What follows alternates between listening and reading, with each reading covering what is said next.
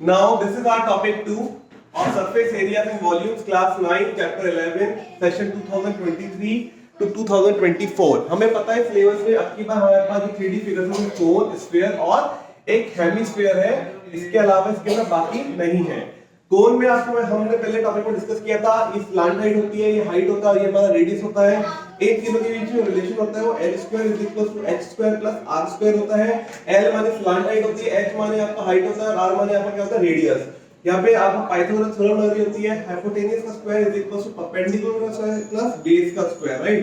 अब बात करते हैं इस टॉपिक में वॉल्यूम के बारे में। किसके बारे में बात करनी है? वॉल्यूम की।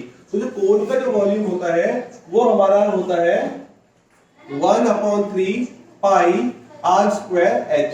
r माने रेडियस, h माने हाइट। इसकी यूनिट होती है यूनिट क्यूब, यानी कि अगर ये सारी वैल्यूज हमें सेंटीमीटर में दिए हैं तो वॉल्यूम का ऐसा यूनिट होगा सेंटीमीटर क्यूब, अगर मीटर में दिए हैं तो इसका ऐसा यूनिट होगा मीटर क्यूब। तो आपको अगर वॉल्यूम फाइंड आउट करना है तो हम लोग पाई r² h फॉर्मूला यूज करेंगे 1/3 पाई r² h। सिमिलरली अगर स्क्वायर में बात करें तो हम जानते हैं स्क्वायर के अंदर सिर्फ क्या होता है रेडियस। तो रेडियस जब हमारे पास होता है तो उसका वॉल्यूम क्या होता है 4/3 पाई r³, क्योंकि सिर्फ इसमें रेडियस होता है तो रेडियस का ही यूज होगा। रेडियस कैसे निकालते हैं? जो कि डायमीटर का हाफ होता है। ऐसा यूनिट सेम रहेगा, यूनिट क्यूब। वॉल्यूम का क्या होता है? क्यूब होता है। अगर रेडियस आपका सेंटीमीटर में होगा तो सेंटीमीटर क्यूब हो गया, और अगर मीटर में तो मीटर क्यूब हो गया। बहुत फास्ट रिवीजन है, क्विक रिवीजन है, बहुत कम टाइम में आपको रिवीजन करा रहे हैं सिर्फ थ्योरी का, फॉर्मूलेस का। तो ये फॉर्मूला हो गया आपका वॉल्यूम निकालने का स्फीयर का।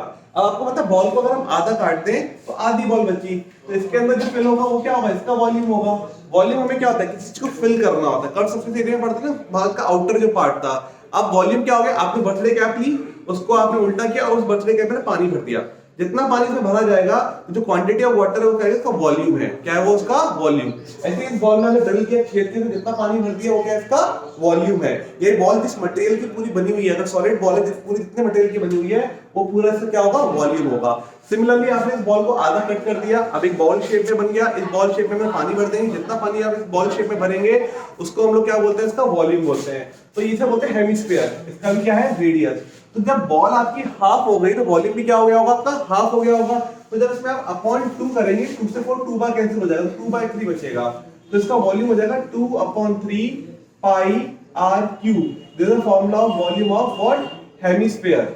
हेमिस्फीयर का वॉल्यूम का फार्मूला है, ऐसा यूनिट वही होगी इसकी, यूनिट क्यूब। यूनिट क्यूब क्यों होगी? क्योंकि हमने बताया हुआ है कि वॉल्यूम किसमें निकालते हैं? क्यूब निकलते हैं। 3 साइड्स हैं यहाँ पे, अगर तीनों आर सेंटीमीटर में तो centimetre into centimetre into centimetre, तो हो जाएगा सेंटीमीटर क्यूब। तो in this way you can find the volume of cone, sphere and hemisphere.